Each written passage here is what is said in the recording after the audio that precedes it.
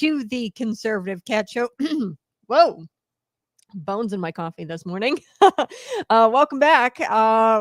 We've got to cut through the red tape. We've got to cut through the fake narratives, and we are going to be roasting those fake narratives today right here on the Conservative Cat Show. Happy Friday to you. Today we are dealing with a whopper of a tale that's been flung around widespread across the Twitterverse, or X. Excuse me, X. I keep calling it Twitter. I don't know if I'll ever stop calling it Twitter. Let me know that this morning in the comment section. Will you ever stop calling Twitter Twitter, or will you refer to it as X? I don't know. I just always refer to it as Twitter, and I've never referred to it as anything else. We're going to be talking about our very own Illinois U.S. Senator Tammy Duckworth, because she is part of flinging this fake news around. Apparently, Donald Trump is burning food for kids. He's Hitler.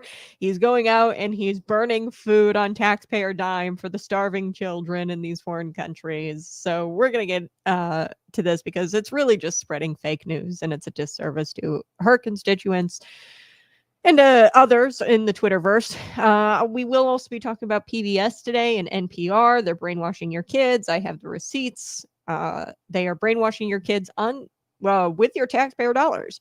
So we're exposing them today. And then a little bit later, $20 million. Okay, this is a tax bombshell in McLean County. I want to cover this because you won't believe where your money is hiding. $20 million just sitting there. So we're going to be chatting a little bit about that with my special guest star, David Paul Blumenshine, who will be joining me around the 7 o'clock hour. So let's dive right into Tammy Duckworth. Tammy, she has never met a bloated government she didn't want to feed. So this is a government that is starving for the truth, but they just continue to feed it your taxpayer cash and bloat this government up. Specifically, this U.S. government program, the USAID program. Okay, so buckle up, friends, because today we are unpacking the real scandal. So the Trump administration, they spent $130,000 to burn food that was originally meant for children. So there is some truth to it. And I know what you're thinking. Oh, the whore. The whore. How could he burn all of this food for the children? He's the devil. No. Stop clutching your pearls. Stop getting to your cell phone and tweeting about the fascism and the fire pits. And let's get into the actual facts here, because the bonfire isn't actually being lit by President Donald Trump. Okay. It is being lit because of decades of bureaucratic incompetence. And this is a level of bureaucratic incompetence that I don't even think a flamethrower could fix.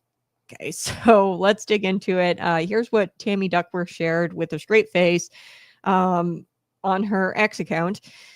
Reason magazine, she shared the article, the headline that claimed that President Donald Trump, his administration, is spending over $130,000 to incinerate $800,000 worth of ready-to-eat meals. That was food that was meant to go to starving children. Okay. The message here is that Trump and his team, they're heartless bigots and they're monsters, and they're torching the food for the children, and the kids are going to starve. If you only read the headline here from Reason magazine that Tammy Duckworth threw out there and flung out there in the Twitterverse. The headlines are cheap. The truth is expensive. So here's the truth. The food is being incinerated because not because of Donald Trump, but because the USAID are bloated, overfunded, shockingly incompetent foreign aid bureaucracy, which was funding like sex changes for kids in Guatemala, transing mice in Nepal, like crazy things that the USAID was funding. They let the food rot. So this incompetent foreign aid bureaucracy, the USAID, they let the food rot in a warehouse in Dubai for years. For years. I'm not saying weeks, years. So let me repeat that for you. And for Senator Duckworth, who seemed to have, left their reading glasses in a drawer, and they, couldn't simply understand that these MREs, these ready-to-eat meals are RMEs? I don't know. Meals ready to eat I think that's what they're called, MREs. Throw it in the comment section. But these are like, you add water to them and then they're ready to eat. She left her reading glasses in a drawer because if you would just look at this, the food was purchased under Barack Obama's administration, and it was never distributed under Barack Obama's administration. It was housed in a warehouse in Dubai, and it was never distributed. It was left to expire under Trump's administration, his first one, okay, then Joe Biden, and then it's now being incinerated by Donald Trump's second administration because it is unsafe to eat at this point. This isn't Donald Trump's problem. Now, his first term, somebody should have caught on that this food hadn't been distributed, but it was purchased under Barack Obama. He should have been the one who distributed. Okay, his administration, the USAID under him should have been on it. And they weren't, obviously. So the food is now unsafe to eat. So let's take a deep breath. Libs, drink some water. Let's look at the big picture here. This isn't about Donald Trump. This is about a government agency, the USAID, with a $30 billion with a B dollar budget, and somehow they lose track of basic humanitarian logistics, say getting food from point A to point B before it spoils. Okay, they had years to figure this out, and now the food is no good. So this isn't politics. It's just pathetic. Okay, it's really pathetic. And that's kind of the theme of today's show, because we're going to get to something else. You guys know I live in Lincoln, love Lincoln. It's a cute little town. One of these rural Illinois towns, smack dab in the middle of a cornfield, right? But the theme for today's show is that government is just pathetic. Like, it's literally so stupid. We've got a $500,000 budget line item. Now, I live right next to this college that's been closed down for a couple of years, Lincoln College. I live close to it. And they've still got a line item to fund this college that's been closed for 2 years. They put the line item in 2018, and we're still like funding this, although it's not really funded because the governor's office hasn't released the funds to the Department of Commerce and Economic Opportunity. And then once they were to release the funds, then the Department of Commerce and Economic Opportunity could release it to Lincoln College. But obviously that won't happen because the college is closed.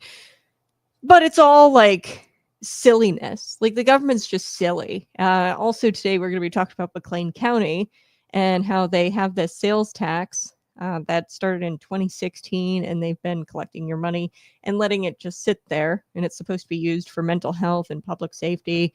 And clearly, there's not much of a need because they're just letting the money sit there and they're not spending it. So both the municipalities, Bloomington and Normal, have, called for a pause on the sales tax. And really what they're trying to do, Bloomington and Normal, is they're trying to get their grubby little hands on it.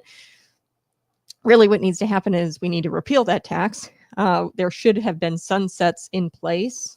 Even with the Lincoln thing, there should be sunsets in place when you craft policy or implement a new tax or implement some sort of grant. There should be some sort of sunset on these things. So that way you aren't forever funding something that doesn't need it. Okay. So that's today's show, is that really that it's just all pathetic. It's really all pathetic. Funding NPR and PBS is just pathetic. They tell kids, preschoolers, that they're racist and that your dog is racist and you have to do something to defeat the patriarchy. So stop feeding your dog food. I don't know. Like, that's literally what NPR headlines are like. So the real scandal here, Senator Duckworth, is that the USAID's bloated bureaucracy let $800,000 worth of food. I love how the headline is, Trump spending $130,000 to incinerate this food. Well, yeah, he has to. But we also wasted I think the headline is more so that we wasted $800,000 in food and we let it rot in Dubai in this warehouse under both administrations. So Barack Obama, Trump, and Joe Biden. The previous leadership bought it. Donald Trump, came in, and Barack Obama had bought it, and they failed to distribute it. Now the taxpayers are going to be on the hook for paying the incineration bill. Okay, so the food sat in the warehouse for years. And it's $800,000 worth of food. That's going to cause a big fire, and you're going to have to incinerate it, and you got to do it safely. So I'm not shocked that it's going to cost $130,000. The food sat in the warehouse for years, not weeks, years, because government inefficiency. And I'm just going to say this: government efficiency is about as rare as a unicorn. Rarely do I see the government acting efficiently. Now we have the Department of Government Efficiency, DOGE, and they looked into this thing. And that's really how this all came about, was Donald Trump's implementation of DOGE. DOGE truly found what was going on at USAID. They looked into it, and here's the thing. They're not trying to burn the food for the kids, okay? They're trying to expose the inefficiency. So the Department of Government Efficiency realized, they were like, oh, wow, we have $800,000 worth of food sitting in Dubai. We have to call attention to this. So let's, allocate some funds to incinerate the food. So what they're just trying to expose the inefficiency. They're not trying to burn up food for kids. Okay. The food is no good. Okay. At the end of the day. So this is a waste of taxpayer generosity, $800,000 worth of taxpayer generosity. And they're going to turn it to literal ash now. And that's not Donald Trump's fault. That's definitely Barack Obama's fault. It was purchased under him. His administration should have distributed it. So this is what happens when government is more concerned about press conferences and press releases. I'm sure this looked really good in a Barack Obama press release. What Tammy Duckworth and her allies won't tell you is that these agencies can't track basic logistics. They just can't. And if they can't track basic logistics or do their basic duties, then they probably shouldn't see another dime until they can prove their competence. Same thing with McLean County, which we're going to get to. You probably shouldn't have the sales tax anymore if you've got a surplus or money just sitting there. We should probably take that away until you can prove that you need it. Okay, so you want to solve world hunger? Let's stop using foreign aid as a virtue signaling tactic and as a press release thing. And let's actually feed the kids, right? If we're going to do $800,000 worth of taxpayer food for these children in these foreign countries, then let's do it. Okay. Let's just not virtue signal. Let's actually execute. I love how Senator Duckworth will lecture us on morality and say that Donald Trump is bad and he's burning all this food for the kids. But she's the one who constantly votes for these bloated budgets, votes for these bureaucracies that are way too bloated. She votes for more money dedicated to these agencies. And try fixing the system that caused it there, Duckworth. And the way we fix it is that we take their money away. You don't pin it on one administration that inherited the mess. And, I get it. This is what happens when you fund feel-good foreign aid projects with zero oversight. You get pallets of spoiled food, tens of thousands of contractor bills, and a bunch of politicians blaming Trump like he personally lit the match. Okay, no, Tammy. Trump didn't burn the food. Your system did. Your system burned the food because it's inefficient and it sucks. So stop acting shocked. You always vote for these budgets. You pour billions into these agencies, and you don't demand real reform. You don't require results, and we're not holding anybody accountable. This is what the creation of DOGE was all about, was to hold people accountable and expose things like this. And you know who's really being starved? The American taxpayer, who's footing the bill for these broken systems that never work. Real aid workers, people who actually want to get the food out in the field and feed the kids, because these real food workers, it's probably a lot of red tape. They probably had a lot of paperwork, and that's why it got stuck in this warehouse, I'd imagine. But it's a bureaucratic black hole that these real aid workers, people who actually are boots on the ground wanting to help, they don't actually get the food that they're promised. There's hungry families here in the States, by the way, United States, and inflation is up, grocery costs are higher. And, trips to the grocery. I mean, a lot of this, if you have a family and you're probably looking at $200 every couple of weeks. I mean, that's $800 a month. That's cost more than a used car in some cases. Okay. That's a ridiculous grocery bill. And we've got hungry families here in the United States. So the $800,000, that would have been better just staying in the pockets of the U.S. taxpayers. I don't know why Barack Obama did this in the first place. Oh, yeah, it was because he wanted a cute little press release. So go off, Senator Duckworth. Blame Trump. Share the headline. Get your likes. I didn't fall for it. None of the listeners here fell for it. Smash the like button. Share this out with your friends. Subscribe to the channel. Here's a wild idea. If your agency lost track of its food or its funds and it can't function, let's stop giving the agency money. Okay. You wouldn't keep paying a restaurant that keeps giving you food poisoning. Okay. You're going to, Chipotle or wherever, and you keep getting food poisoning. You wouldn't keep giving that restaurant your tax or your monies. So why do we keep paying USAID when they give us burned up food that there is an actual need out there? I would say more so in the we need to address the need in the United States first before we start, dedicating $800,000 to foreign hunger.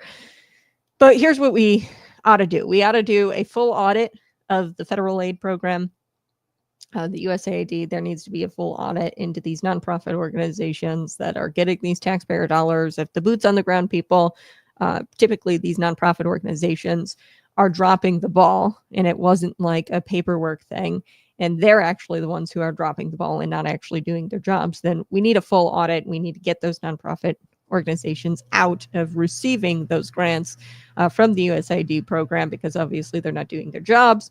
We need mandatory logistics tracking, like UPS, how the United States Postal System, or USPS, they have tracking. So why couldn't we put some sort of tracker on our food aid? Yeah, I feel like even back in the Obama era, I feel like we had the technology to do that. And it would have been just fine had we just put a damn tracker on it. So if we're providing food aid to foreign countries, we should probably track it, right? I don't think it's that hard. Performance-based funding. That is what we should be doing, even in our school districts. So if your school district, and I'm not even for public funding or public funded schools, I think that they're stupid. We should just go private schools and homeschooling. I think it would just be much better. But if we're going to keep the public school model, performance-based funding. If the kids are reading at grade level, doing math at grade level, your enrollment's going up, you get more money, period. So I think that that's the way that should go. And that's the case for all of these government agencies as well. If you are executing your job and you're doing it well, then you get more funding. So until we do all of this, an audit, tracking our food aid, performance-based funding, until we do all this, we have to stop treating these programs like sacred cows. I don't know why we do this. We're the government agency, the USAID, it's so important, or the DOE, the Department of Education, which I just read that the Department of Education he wants to eliminate, Donald Trump wants to eliminate the Department of Education. So they're shifting a lot of duties over to the Human Health Secretary, RFK Jr., and they're going to start doing in public schools research on good food to eat for the kids, and it's going to be taken out of the hands of the DOE, which I think is just amazing. It's really exciting. If you're a mom out there and you have a kid in public school, it means your kids aren't going to be eating crap at the school lunches, So we need to start asking the question, are they actually feeding people? Are they actually doing their job, or are they just burning through money? Because here's the truth. Wasting your money and blaming someone else is just so exhausting at this point. Tammy Duckworth, she just is blaming Donald Trump. They weaponize these headlines. And they're trying to paint it as if Donald Trump is out there lighting a match on kids' food, and this is what they do best. They get it out there for clicks, and they're hoping to fool the most naive, their most naive voter base. And the next time you see one of these viral headlines, just ask yourself, who's actually responsible for this? Is it really about Donald Trump, or is it the broken system that hoards resources in red tape? And they're not actually compassionate. They're just hoarding resources. Because, look, if the government can't keep a box of crackers from rotting in Dubai, maybe, just maybe, they don't get another dime until they can prove that they can keep the crackers from going rotten in this warehouse in Dubai. That's just my thoughts. I do want to get to NPR. Good morning and good grief. This is the Conservative Cat Show, and we don't get our talking points from NPR or PBS or the woke barista who thinks that Karl Marx had great ideas. We don't get our talking points from all of that. Nope. We get them from truth. We get them from the Bible and the Constitution and from our God, Yahweh. So, folks, you've probably heard recently that PBS President Paula Kerger, okay, so she's PBS president. She went on CNN, and of course she did. And she said this. Let's take a listen. I asked them for examples. People often struggle to come up with examples of what really they're talking about. I asked them for examples. So what she's saying there is that she asks people for examples of their left-wing bias. And she goes, what are you really talking about? Because we don't have a left-wing bias. And I ask people what they're talking about, and they struggle for answers. What? I'm gonna pause for you to laugh. What the hell are you talking about, lady? I could fill an entire documentary, like a 3-hour documentary series, with examples of how biased PBS is. And I'd still have enough bias left over to create a sequel of that documentary, and I'd call it Woke and Woker, the Rise of Taxpayer-Funded Propaganda. Okay, so you've got to be kidding me. So what I did this morning, I sat down and I was like, let's find some examples, okay? So let's take a look at what your hard-earned cash is paying for over at PBS, the so-called public television that markets itself above the political fray. And that's what really pisses me off about PBS and NPR. They act like they're above the fray, and they got the soft piano music and the soft camera angles or whatever. And this is just a small example. I'm not going to do an entire documentary series on how biased PBS is and how biased NPR is. But a PBS video, let's get to some of these examples, shall we? A PBS video, PBS Louisiana video. Here it is. It claimed that preschoolers have a racial bias. Have you ever interacted with kids, by the way? They are the least racist because they are so innocent. And they literally claimed in this video that little Timmy, with his Legos and his juice box, that he's secretly a bigot. Don't worry, your tax dollars are helping PBS uncover hidden racism at snack time and how little Timmy is a little bigot. Take a listen. Here's John Kennedy explaining. Here's another one. This came from Louisiana Public Broadcasting. Becoming Papa, father's key to gender justice. I can tell you that's every mom and dad in Louisiana, when they lie down to sleep at night, and they can't, they're lying there worried about gender justice. Not. I mean, the article, the title of the article suggests what you ought to believe. That's not fair or balanced. Here's another one. Transgender athletes seek protections to play sport. Here's another one. This came from Louisiana Public Broadcasting. Becoming Papa, father's... Okay, so that one is a gender one. Take a listen to this one. This one is really bizarre. This one is about racism and children being racist. Let's take a look at this one. John Kennedy again. Here we go. Here are a couple that you saw on that you saw on television, PBS, paid for with your tax dollars. First headline, talking to young children about race and racism. Another headline, how America's history of racism connects to divisions today. Another headline from PBS, the hidden racism of young white Americans. Your tax dollars. Another headline, AP fact check, Trump seeds race animus with COVID falsehood. Another headline, Biden trumpets economic gains but struggles to get credit.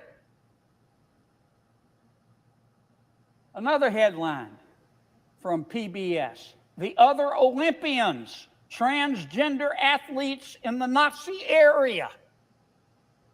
Come on. Give me a break. Give me a break. I love John Kennedy so much. That Southern accent gets me. So PBS, they went full woke. They're advocating for biological males in women's sports, arguing they need support in their push for athletic access. Okay, I'm just quoting things out of a PBS article. It's a PBS affiliate. Translation, if your daughter loses her scholarship to a dude named Chad in a wig, it's progress, and you should sit down and shut up about it. So they push this so-called gender-affirming care on our youth. They released handy little anti-racist talking points in their articles to help you explain to your toddler why their skin color makes them a part of the problem. Okay, so they push these like little talking points in this article, and I'm just looking at it about how you can sit down with your toddler and tell them about their skin color and how that makes them part of the problem. And again, I want to be clear, this nonsense, they can say this all they want. I'm not looking for NPR or PBS to be banned. They can say whatever they want. It's a free country.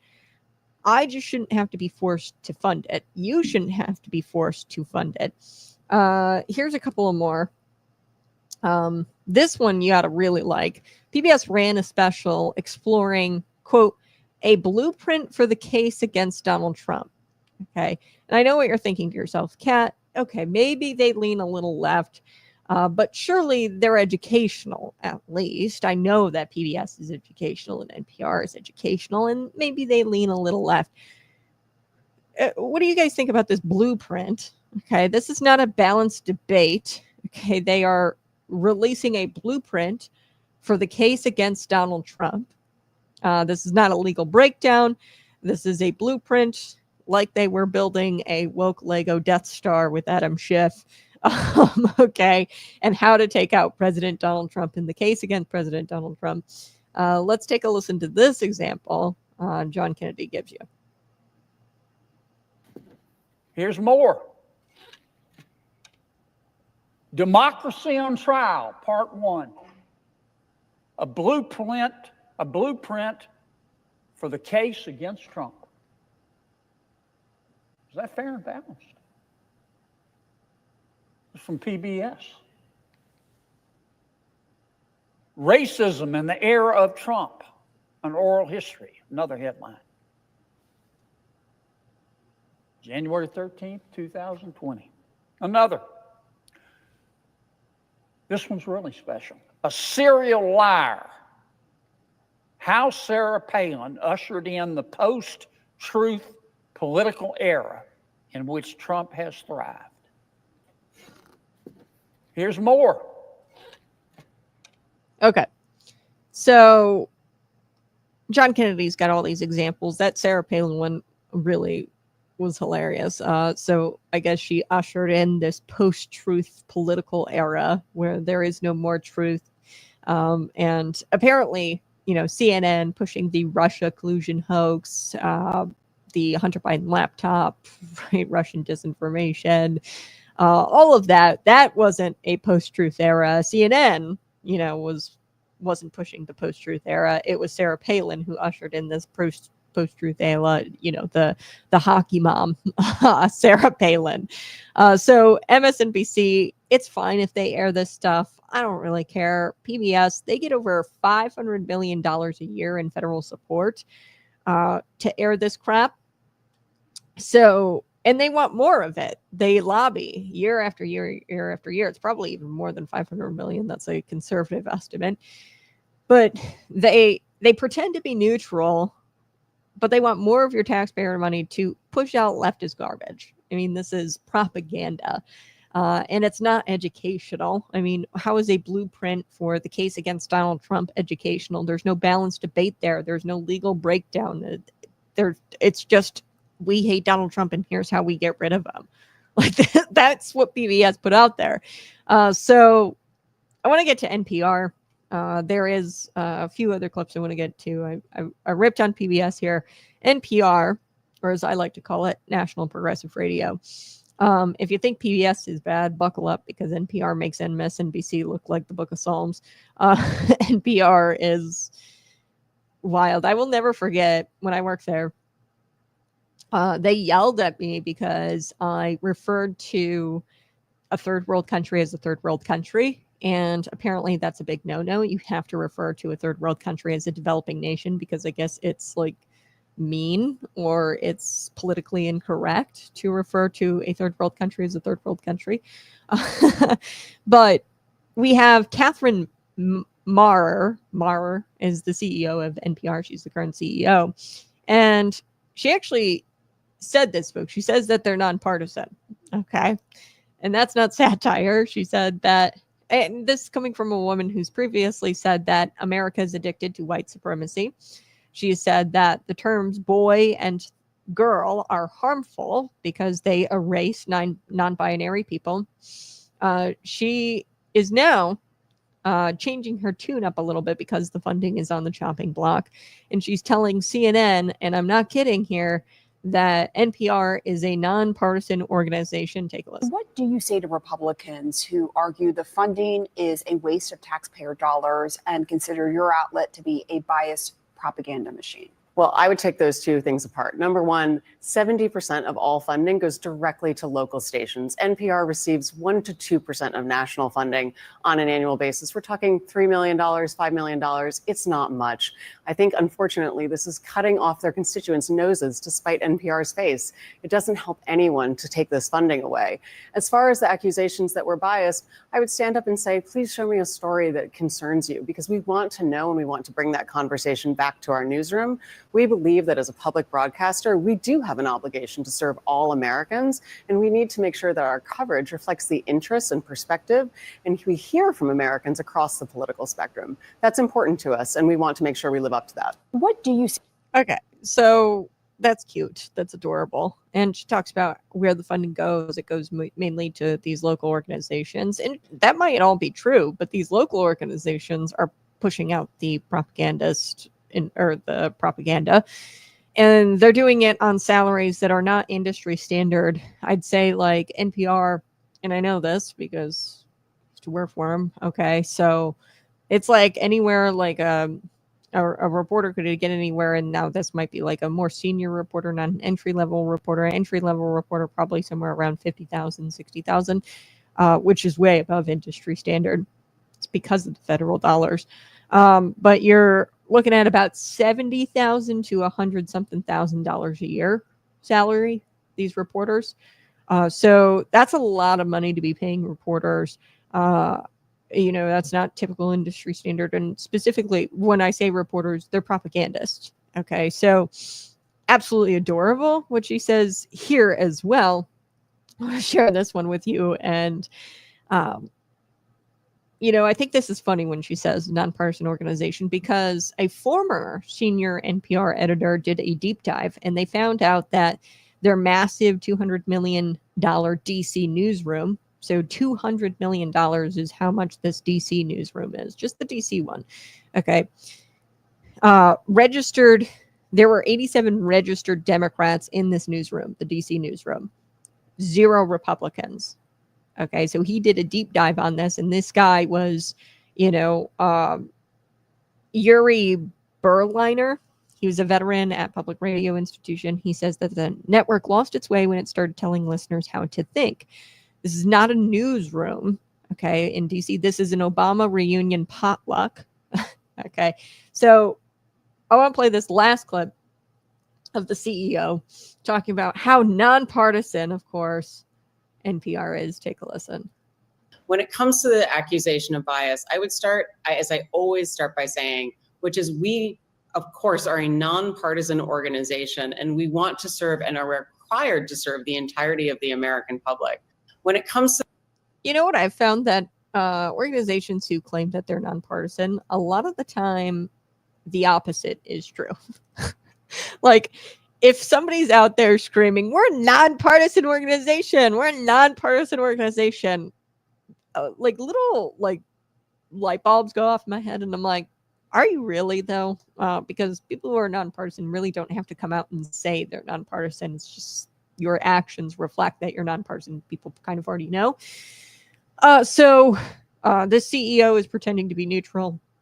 Why? Because Trump's package, it's a rescission package. It might finally put an end to this taxpayer-funded circus, which is, funding NPR, PBS, publicly funded media. So I'm really excited for this package, because this might finally end it. I thought that they were going to put it in the BBB, and I was really disappointed that they didn't.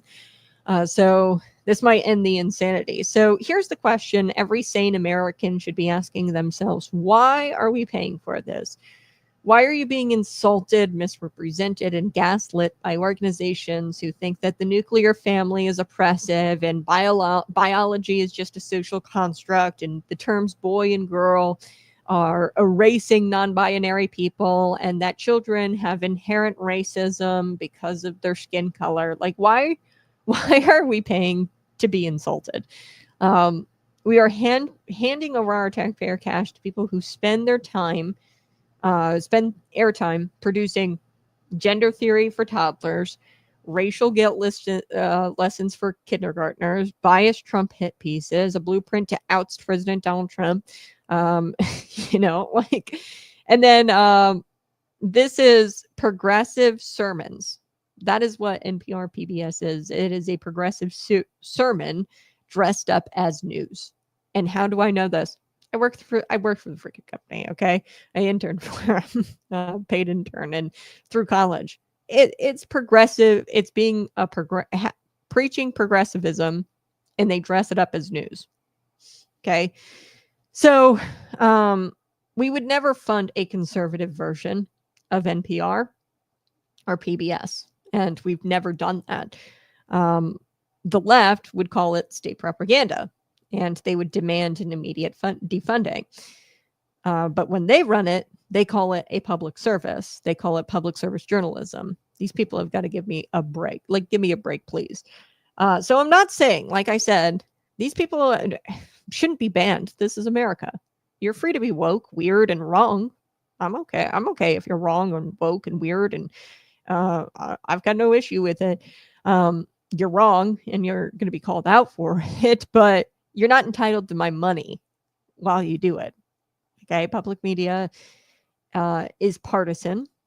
It's propagandized. It's protected by people like Duckworth, Durbin, Maurer, Paula Kerger, and they protect it because it advances their agenda. A lot of these Democrat, the only people who are protecting it, by the way, are Democrats. So that should tell you all you need to know. Or progressive, or are Democrat senators and congressmen. They're trying to protect the funding for NPR and PBS because it protects their agenda and it advances their agenda. So the solution is simple. If you want to say it, pay for it. Say it, go ahead and pay for it. Let them raise their own money like everyone else has to do. Let them compete in the free market, and let's see how long they last. They won't last. So, for example, conservative radio, talk show radio, worked, okay, because people actually like mainstream ideas, actual mainstream ideas like the nuclear family, kids do well with heterosexual parents, mom and dad, talking about regular life. Okay. Regular life. And conservative radio did very, very well. There was a version of leftist radio, and it did not do very well. NPR wouldn't do well if it's not for the federal dollars, I don't think. So how long will they last when their budget depends on people voluntarily tuning in and donating? I highly doubt people are going to be donating to watch a drag queen read a book about anti-racism to a teddy bear. That's essentially what NPR is all about. They do these stories about the local drag queen reading story hour to toddlers and to teddy bears, and nobody's going to pay to watch that crap, okay, because it's not reflective of American culture and it doesn't resonate with people. So we shouldn't fund somebody's worldview, especially if it insults yours. You shouldn't have to fund. You shouldn't be forced to fund somebody's worldview, especially if it insults yours. Much like abortion, you shouldn't be forced to pay for an abortion or pay for abortions of other people if it insults your worldview. That's not right.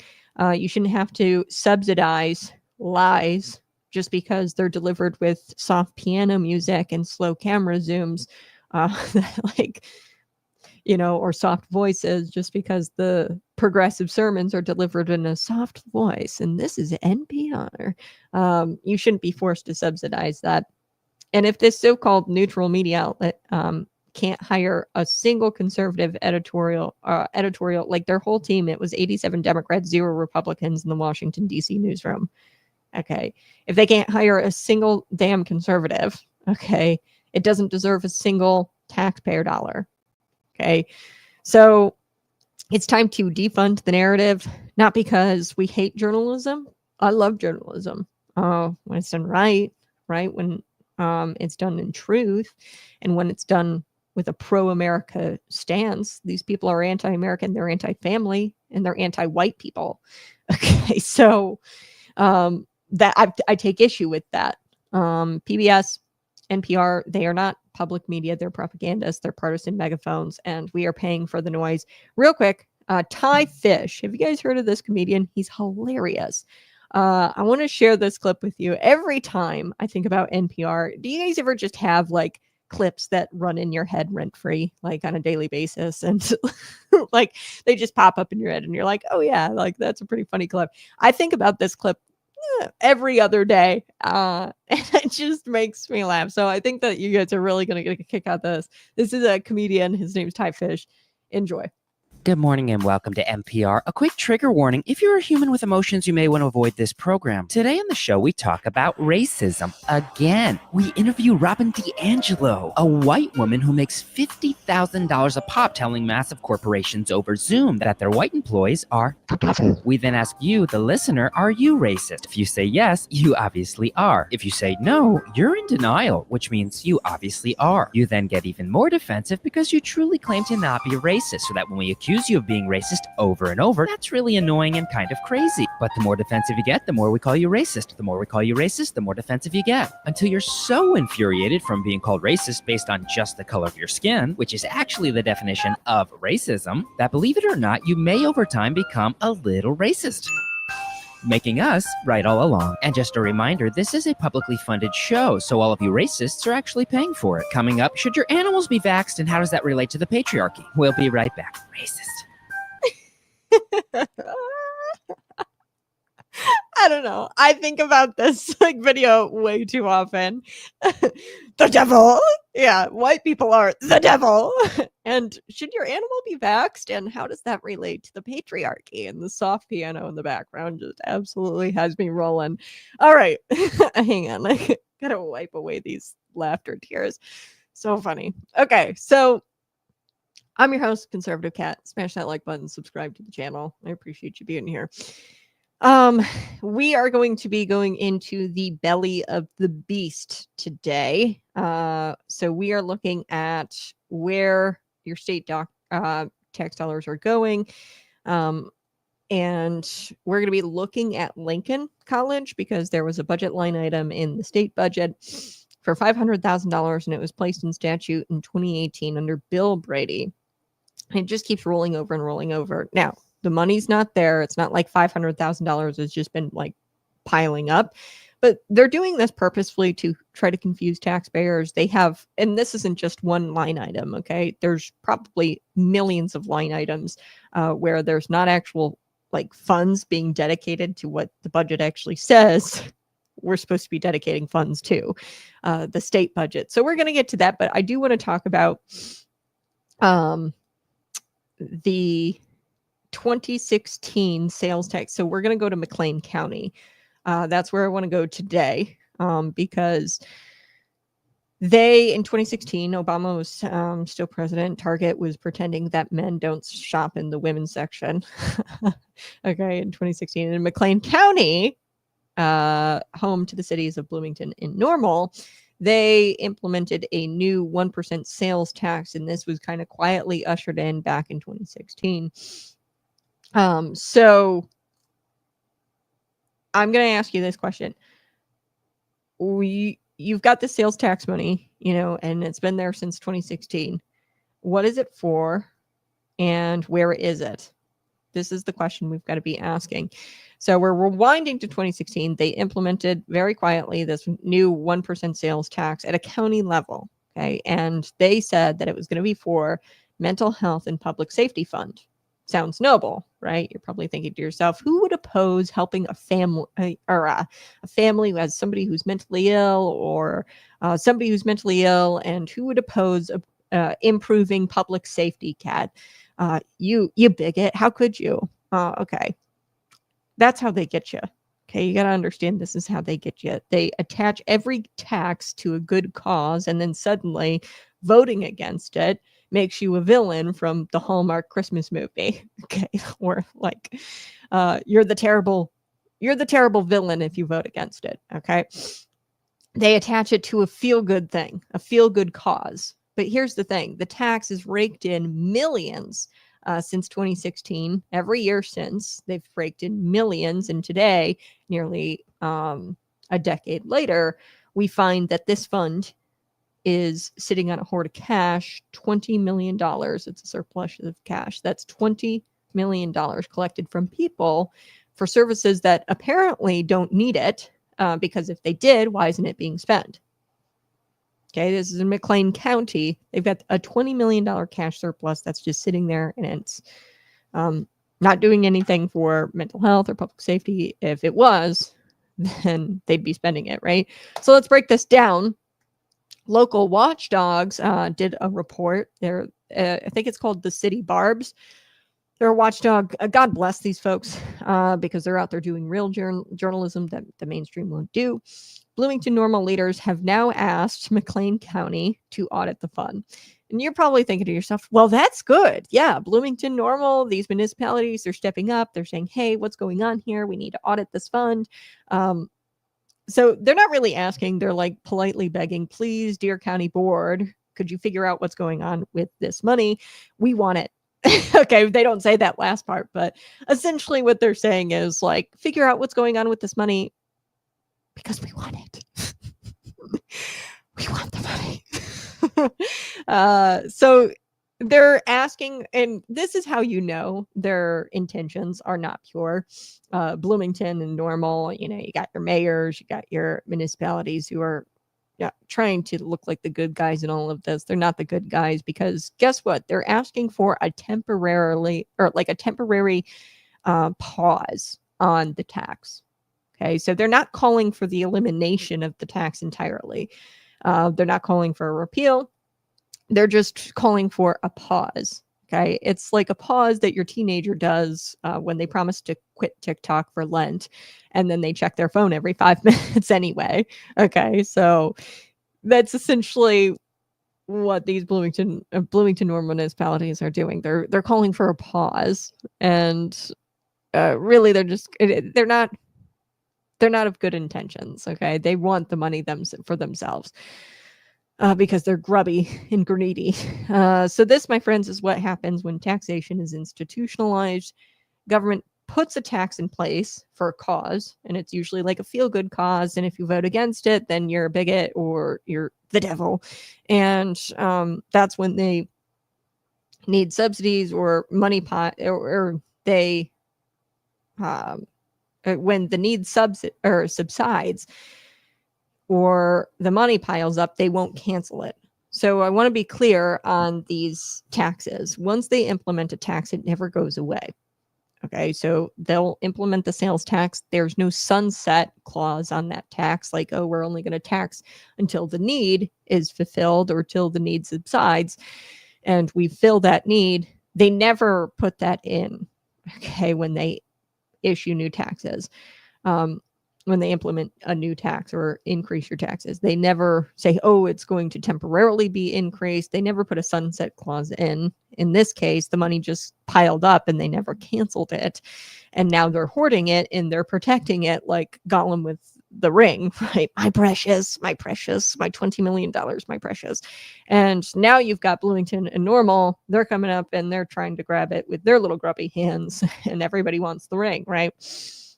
So some of the money was spent. Yes, I will give them that on public safety computer upgrades, from what I understand, some jail debt, and there was a new jail there, and they spent it towards the debt. A cabin village for the homeless.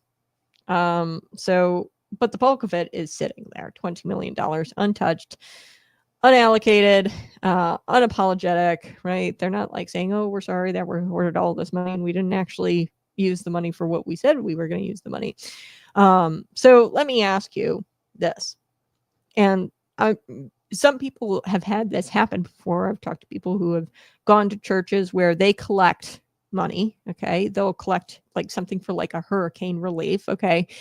And they sat on that money for 10 years. Okay. What if they started taking up collection, passing around the collection, the offerings for hurricane relief, and then they just sat on that money for 10 years?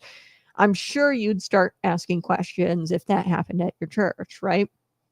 So let's bring this back to something the government never likes to hear about, the Bible.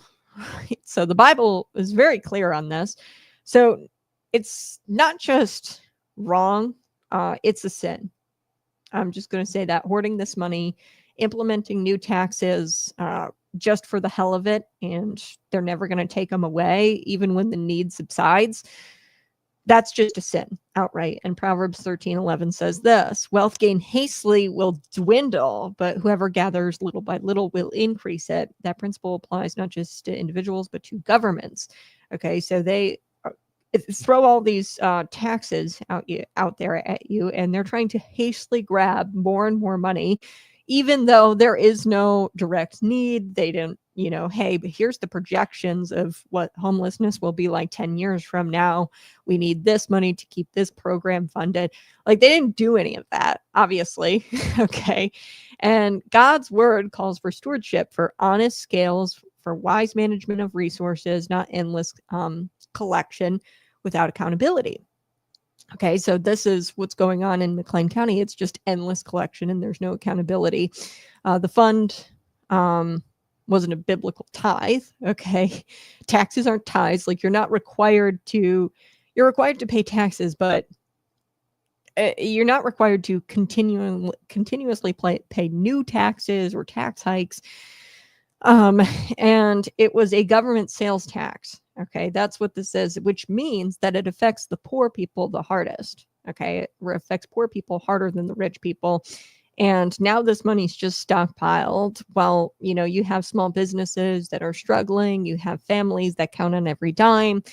And we're talking about over $20 million being hoarded by the county government, while the working class in McLean County and all across Illinois, they pay the price at the checkout line. Okay, so this is not just waste. It's theft by delay. So they've been stealing this money and hoarding this money when there was no actual need for the money. Okay, if there was an actual need for the money, then they would have spent the money. So this is theft by neglect. It's government taxing you in the name of compassion. Oh, the mentally ill, the mental health people, and we've got to help them, and they do it in the name of compassion, but they quietly are stashing this money away possibly for pet projects in the future. I don't know what they would use it for, bureaucratic bloat, hire people, or maybe it's just straight up pathetic. And that's kind of the theme of today's show, is that the government is pathetic. Earlier today, I was telling you a little bit about Tammy Duckworth, how she shared out the fake news about Donald Trump burning, using $130,000 to incinerate this food that's no good anymore. And we spent $800,000 on it under the Biden or Barack Obama administration, and they didn't even distribute the money. So we did $800,000 worth of food, and it sat in a warehouse in Dubai for years. I'm not talking like 1 year, 2 year, decades. Okay. So it sat in a warehouse for decades, and now we have to incinerate the food. Pathetic. Absolutely pathetic. So what's really happening here? WGLT, they did do an article on this, and Mayor Mboka Mwambwe of Bloomington, he said that the reassessment of the tax hinges on what's in it for the city. There it is. I told you, it's Gollum in the ring. My precious, my $20 million. And everybody wants a piece of it. So that's a tell right there. So he's quoted there. He says, the tax hinges on what's in it for the city, not what's in it for us, the taxpayers. This money, since they promised to use it for public safety and mental health, and they obviously didn't, so clearly there's not a need. Really what needs to happen is rebate checks go back out. I think that they should be just sending checks back to the taxpayer. Sorry, we collected too much. I mean, that's what I think should be going on. What's right for the taxpayers? So they're not asking that. They're saying, oh, what's in it for the city? What's in it for the government? That's what they're saying. Mboka Mwambwe. I said Mboka Mwambwe. I'm sorry. Dan Brady. That's the mayor. I don't know why I said that. Dan Brady won the election. So WGLT, they've got the report up. What's in it for the city? They're not asking about what's in it for the taxpayers. They're asking about what's in it for the city. So, ladies and gentlemen, the disease of the government is greed.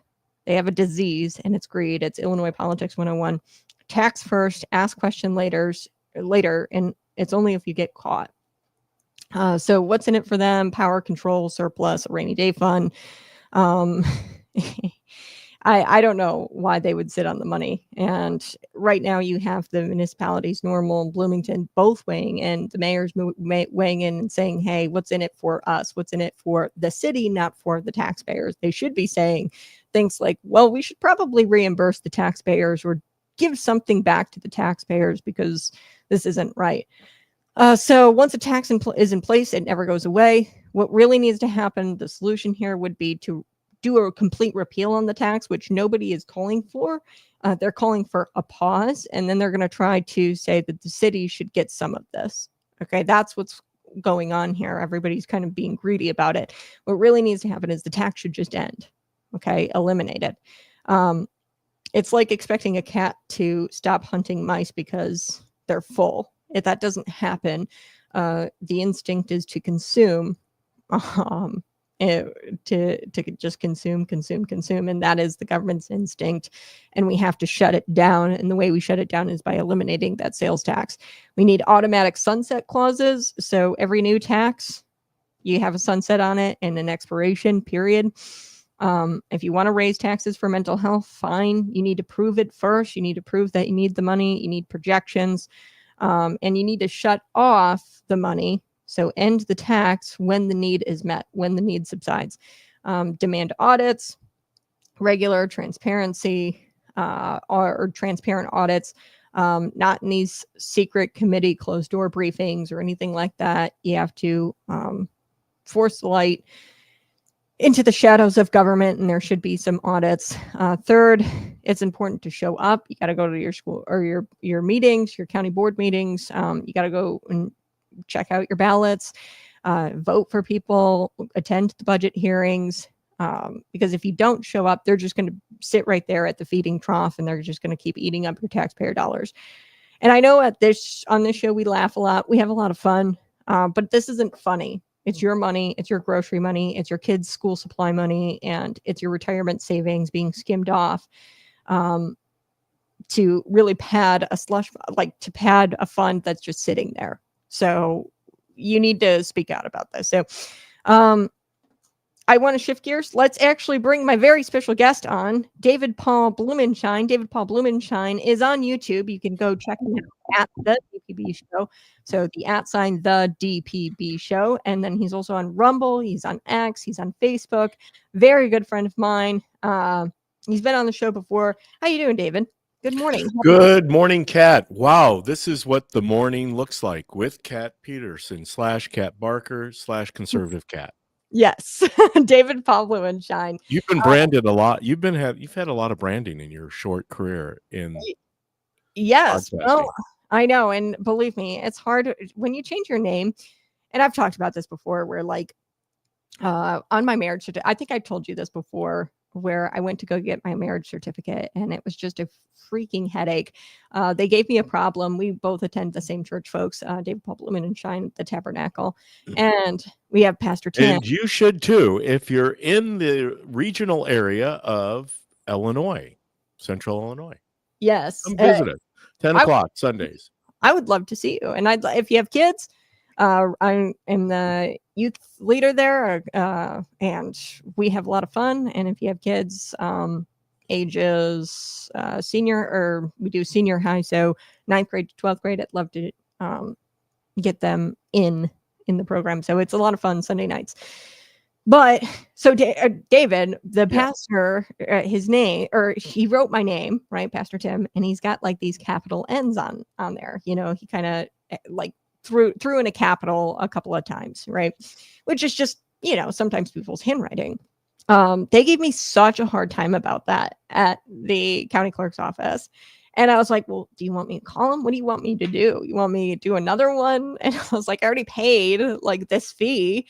It was just such a nightmare. And it was like multiple days. And I was just like, these people are pathetic. That's the show today, is that government is pathetic. And I've pulled a lot of like articles today about how the government is just like grossly incompetent. So with the McLean County thing, what's your take on this? First is this $20 million that's just sitting there. They say that it's for public funds, and they used a little bit of money. I want to give them grace. You know, they used a little bit of it for some computers and things like that. And then like these cabin village for the homeless people, which is interesting because instead of a permanent solution, I find it interesting they don't partner with faith-based, really like restoration programs that would, I think, all like Abundant Life, right? $20 million for Abundant Life would go such a long way. Yeah, like, that would put Abundant Life and Abundant Thrift into a category that they would fulfill the needs of, obviously, the homeless population in Central Illinois, probably in downstate Illinois. I mean, $20 million in the operating budget. But Kat, you just hit upon it. You said it. The solution. And the people who don't think like us, they don't see churches and faith-based groups as the solution to the problems in society. They believe that they are the solution. The government is the solution. And that if it wasn't for government, these poor people, these homeless people, wouldn't survive. Well, breaking news, they're not surviving in the midst of your craziness, because the funding mechanism, first of all, you asked me a question, what about the 20 million? I was shocked, not surprised. I'd love to hear what our friend Cigars with Chuck says about that, because he was on the board. He was part of the board. I mean, there are Republicans on the board still, and to find out what their opinion is rather than just go along to get along. I want to back up a little bit, because Tammy Duckworth, are you kidding me? That Tammy Duckworth is going to reach into her bag of tricks and pull out a sum of money that's under $200,000 when you guys are the party of waste, fraud, and abuse. Yeah. And like, and who knows, maybe there's like $20 million for McLean County. They've got it, stowed away, and they are planning to use it. I feel like if they wanted to use it for public safety and mental health, they would have used it by now. But there's so many, and I haven't gotten to this story yet, and I was just going to get your take on it. You might not have even heard about it, but I'll fill you in. In Lincoln here, where I live, the Lincoln College, there was this budget line item in the state budget that was funding it to the tune of $500,000. Now, it's not actually funded because it's very complicated, but the governor's office has to release the funds to the DCEO, which is the Department of Commerce and Economic Opportunity, and then they are the grantee or grantors of the grantee, which would be Lincoln College in this case. But it's been there since 2018 for Lincoln College, which has been shut down for 3 years since 2022. But there's still this budget line item for $500,000. And Libs of TikTok, they put it out there and they were like, this is absurd. It is absurd. And like this, maybe it's all like just, and for example, the Tammy Duckworth thing, the 800, that is egregious. I mean, that happened under Barack Obama, where they did $800,000 worth of meals ready to eat. And they left it sitting in a warehouse in Dubai to get rotten. So now he has to spend, the Trump administration has to spend $130 under $200,000 to incinerate it. I mean, $800,000 worth of MRE, like that's a ton. Pallets, we're talking pallets and pallets. You have to do it correctly, and you have to incinerate it. So of course it's going to take money to incinerate it, but like that was pretty egregious. But like my point is I get that there's mistakes that happen. It's just the continued mistakes that start to make you question what's truly their intent here. Is it to confuse everybody?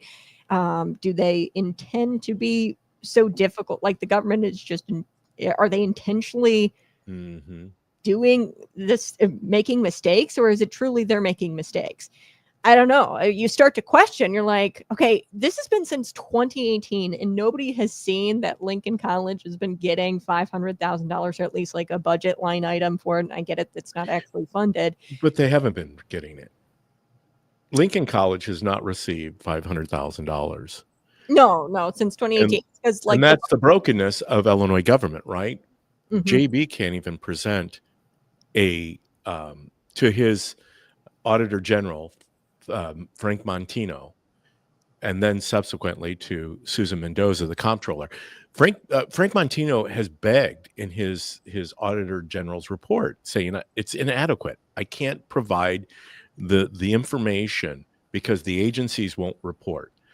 Surprise, surprise. JB doesn't feel obligated, just like Mike Madigan didn't feel obligated to follow the Constitution of Illinois. Susan Mendoza says, I can't complete my comptroller. She's the one making the payouts, right? She can't even do a report because they underreport.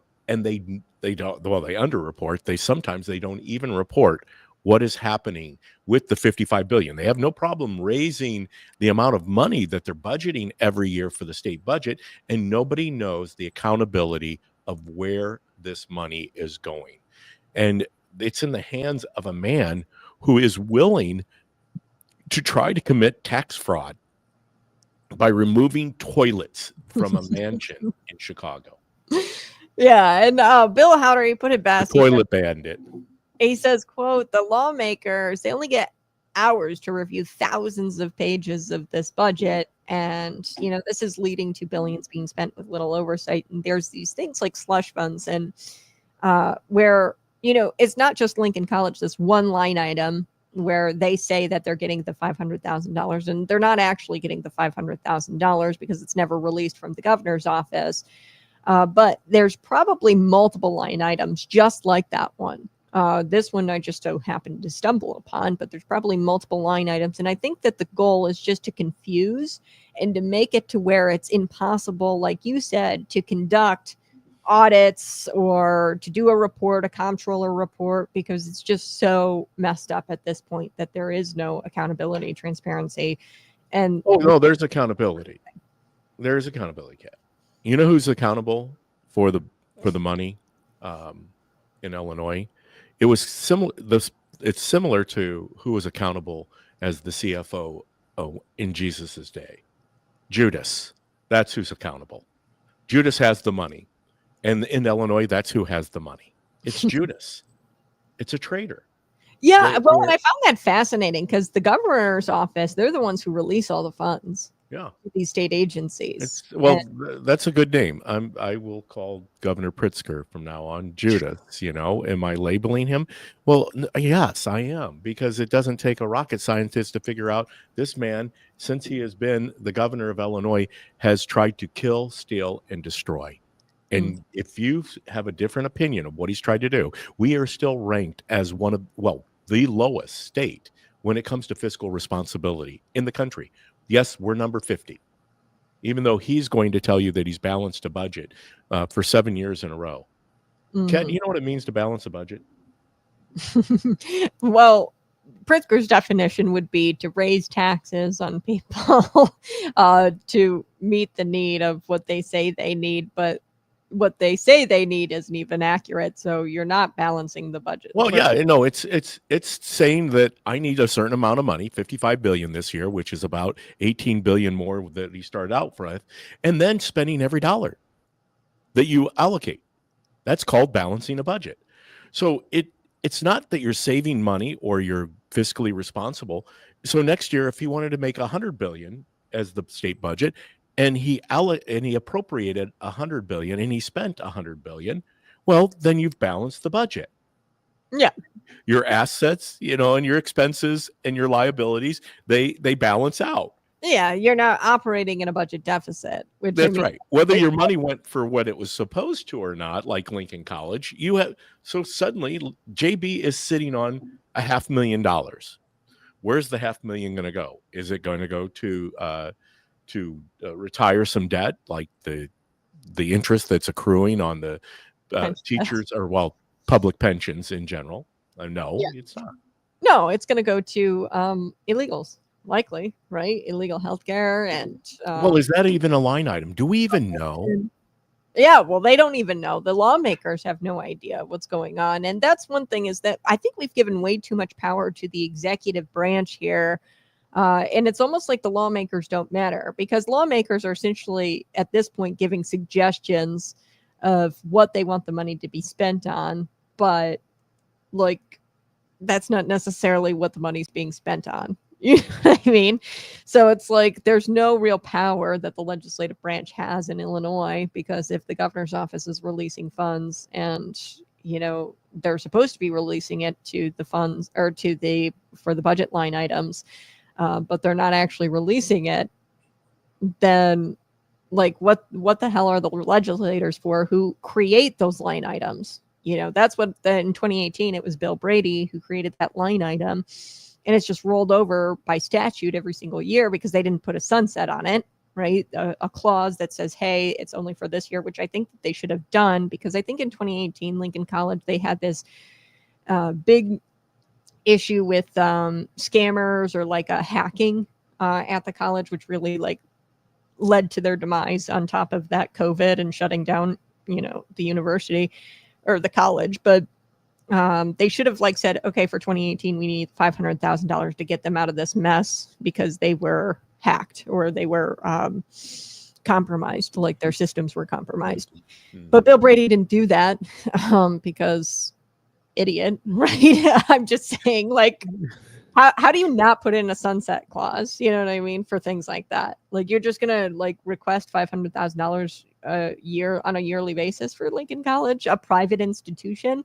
That's not and I think Bill Brady was a Republican, right? Yeah. So it's that's not even a Republican position. Well, Bill Brady, this is interesting. You're covering this. I pulled up this article from Wire Points and Ted Dombrowski. It's interesting because Dan Bongino said it best. Most Republicans in DC or in Springfield or in any capital of these United States of America, any Republican sitting in a General Assembly or in Congress, they're not really Republicans. They're really Democrats. But Democrats aren't really anything other than Democrats. So that's the battle, because most Republicans are really Democrats and most Democrats are really Democrats. So, and that's been the Bill Brady, Dan Brady, we have some representatives here locally. I think Bill Howder has managed to stay away from that. There's been instances. I think he's done a good job, but we've got plenty of other representatives that fall in line with the establishment Republican Party in Illinois, which has only maintained control out of the last 40 years. I think it's 2 years, 92 and 93. And when they had control of the General Assembly in Springfield, it was a cluster.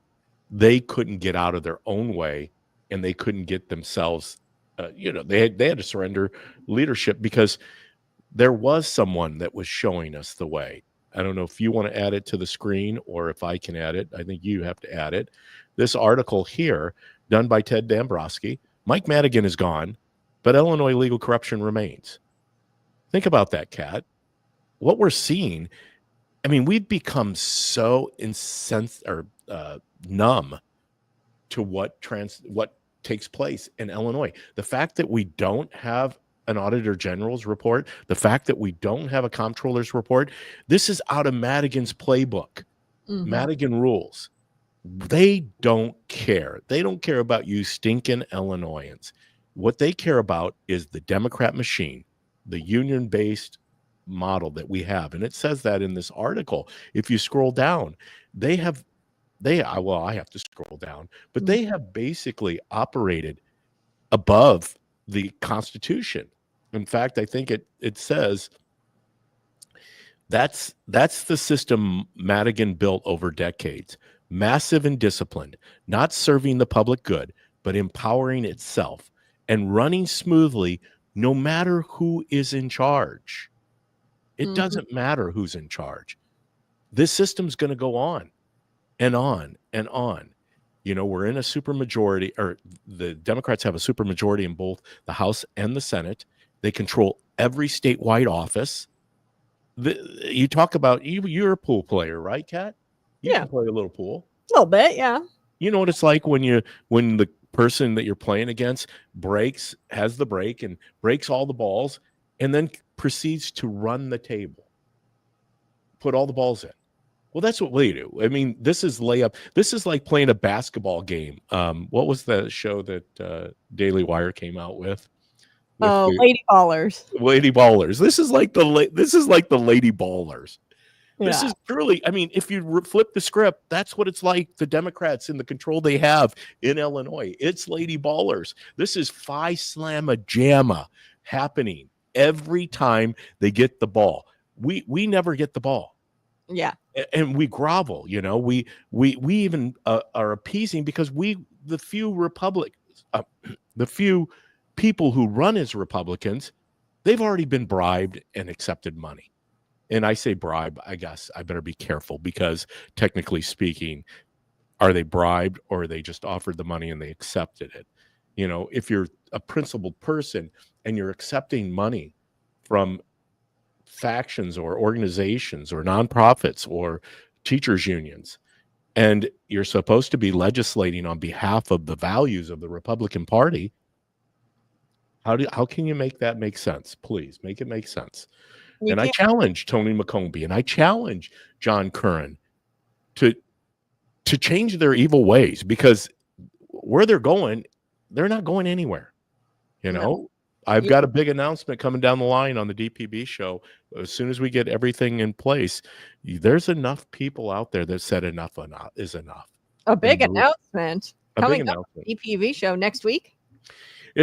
Probably. I'll come on the Conservative Cat show, but there is a movement and we're trying to get it in place and it needs to happen. We need to have an emergency convention of the Illinois Republican Party. We all went and got together in Bolingbrook shortly after the defeat of Darren Bailey, which, once again, elections in Illinois, I could spend a whole show talking about that. But we got together in Bolingbrook, about 200 grassroots members, and this is Bolingbrook, Illinois, so almost in Chicago. And we have people coming from all the way in White County, the most southern part of the state, to let their voices be heard that enough was enough.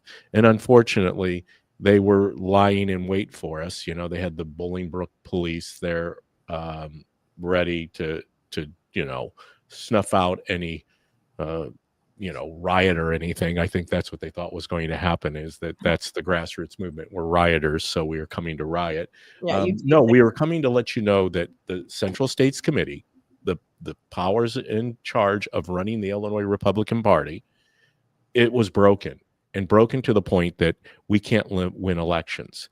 Well, right now, like the Democrat Party in DC, the DNC, we don't have any money. As the Illinois GOP, we're underfunded. We have very few resources, and the staff is almost non-existent.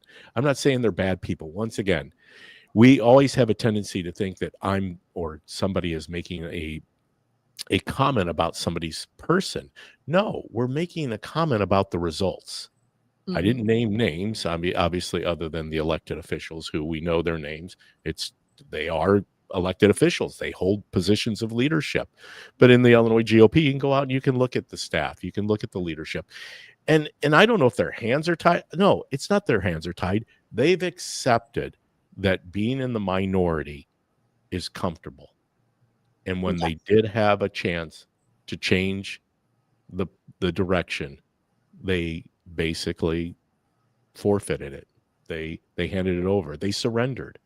I like this comment from Ryan. The Illinois GOP needs to worry more about winning seats than passing bills.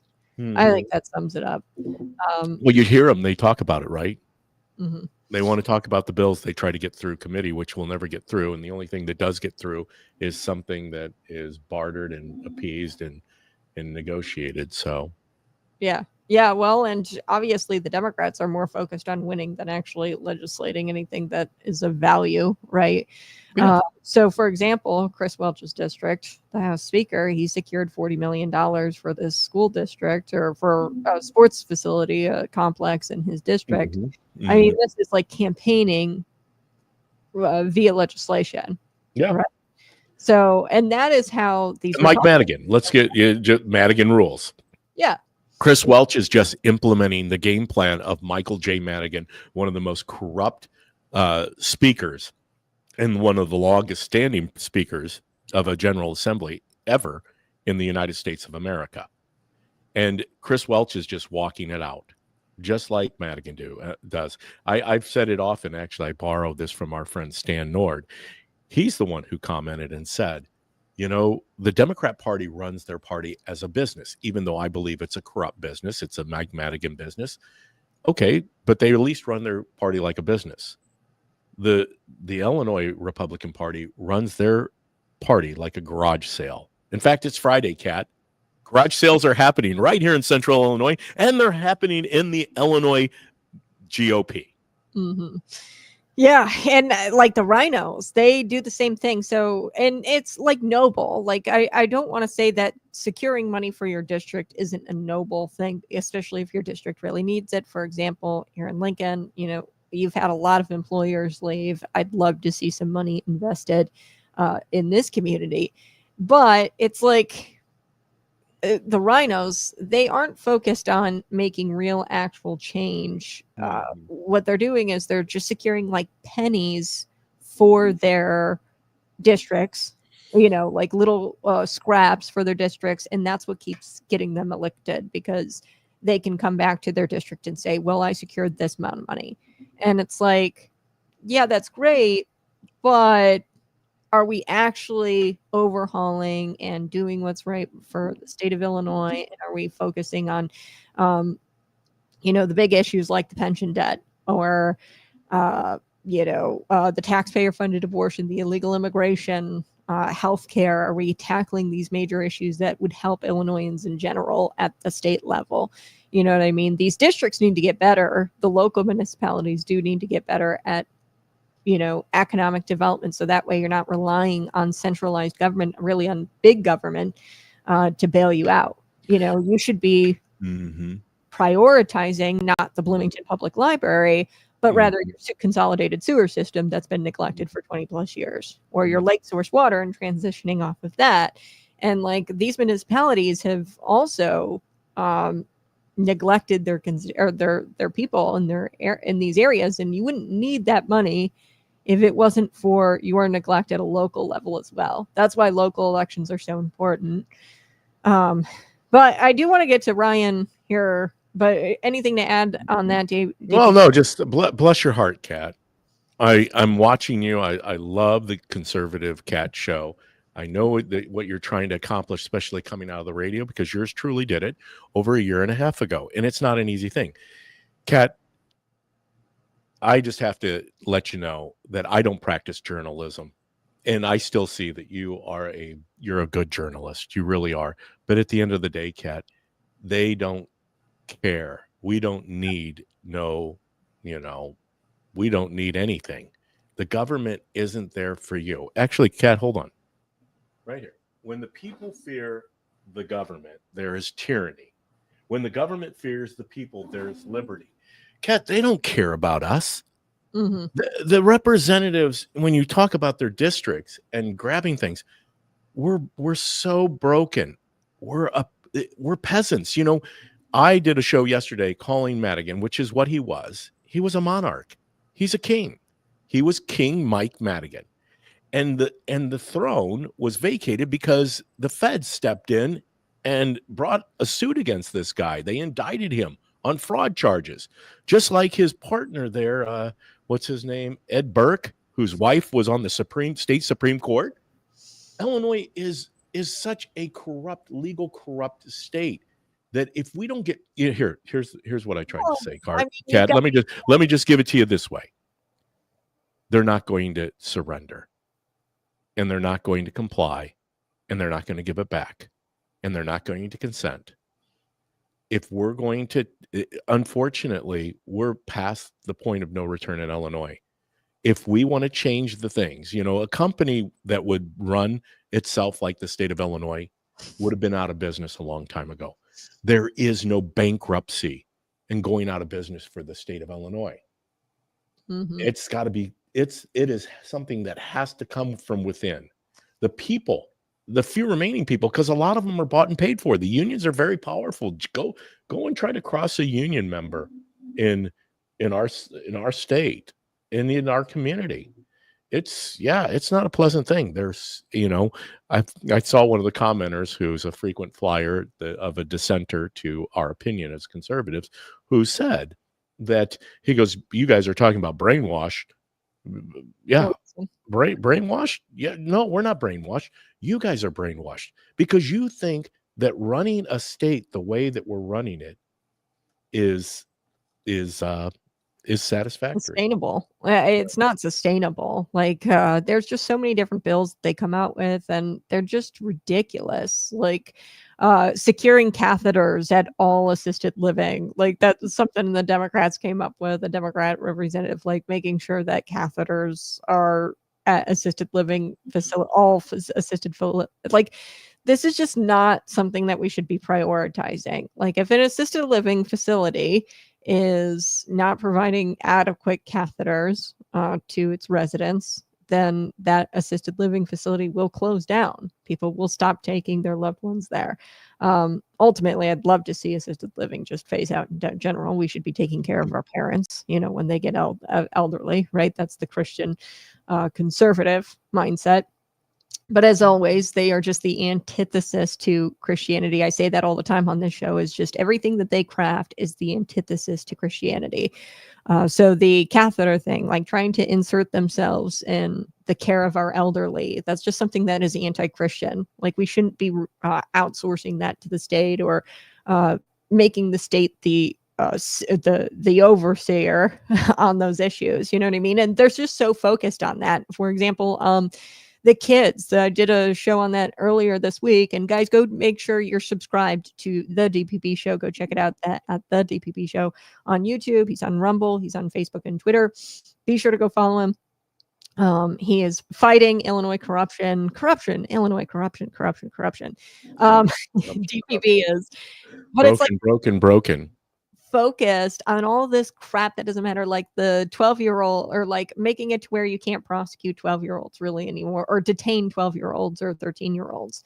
And we've got teen takeovers happening in Chicago. We need to discipline these teens, because if you don't discipline them and show them that there's consequences to their actions, they're just going to become habitual criminals, and they're going to graduate from their childhood criminal life, and then they're going to turn into adult criminals. So you have to meet them with consequences. So it's just anti-biblical. Not disciplining a child is anti-biblical. So they create legislation that says that we can't detain children anymore, detain teenagers when they commit crimes. So they've got those bills. Justin Slaughter has that bill out. So it's like they're so focused on all of this, like just being anti-Christian and legislating anti-Christian ideals in the state of Illinois, that we've completely abandoned the bulk of what the state is supposed to be doing, which is allocating money to basic infrastructure and public safety, making sure that we have clean water, and making sure that our districts or our local municipalities have clean drinking water, adequate EMS and fire and police. Like, this is just your basics, and they are completely abandoning that. Or are they? Are they, Kat? Really? I mean, at the minimum, they're providing public safety. They're trying to do the roads. Heck, if you drive the byways and highways of Illinois, they're trying to accomplish keeping the roads intact, the bridges intact, but at the expense of what? Yeah, The taxpayers. That's right. They're yeah.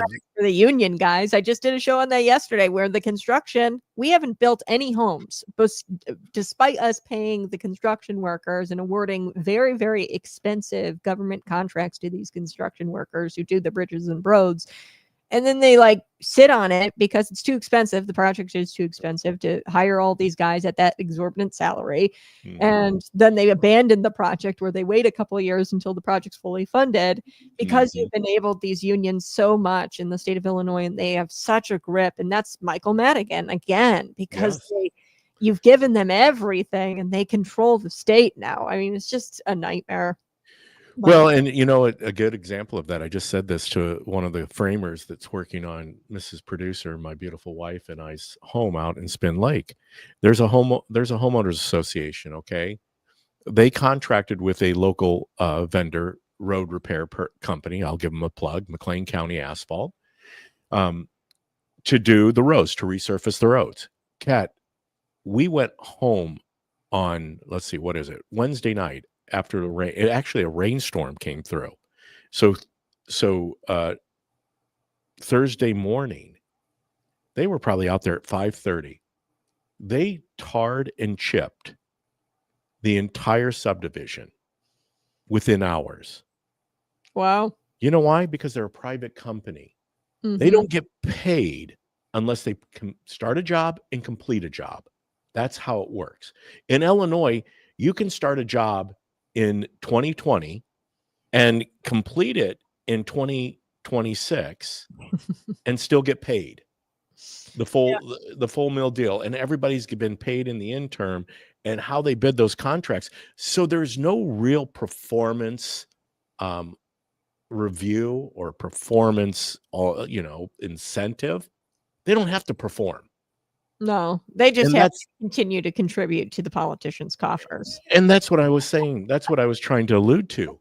You know, we do have police. We do have state police, municipal police, county police. In fact, a fine officer stopped by to say hello from the county sheriff's office yesterday while we were working out at our property.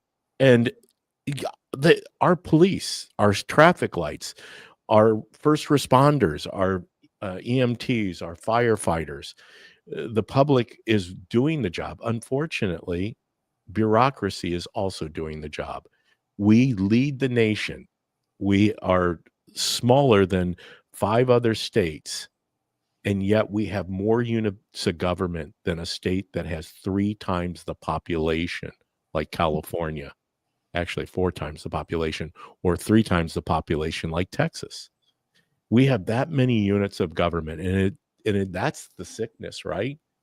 because we have so much bloat in the government, which creates the problems we have, Kat. I mean, and until we fix that, you and I are just sitting here complaining. Yeah.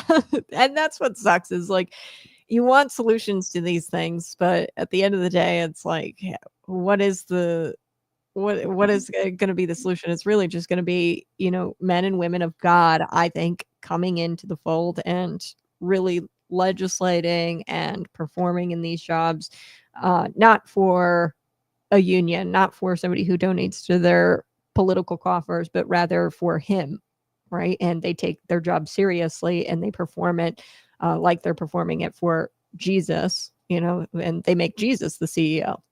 Well, now we have an opportunity, right? From with President Trump basically repealing the Johnson Act, which didn't allow non-for-profits to speak about political things without losing their status as a non-for-profit.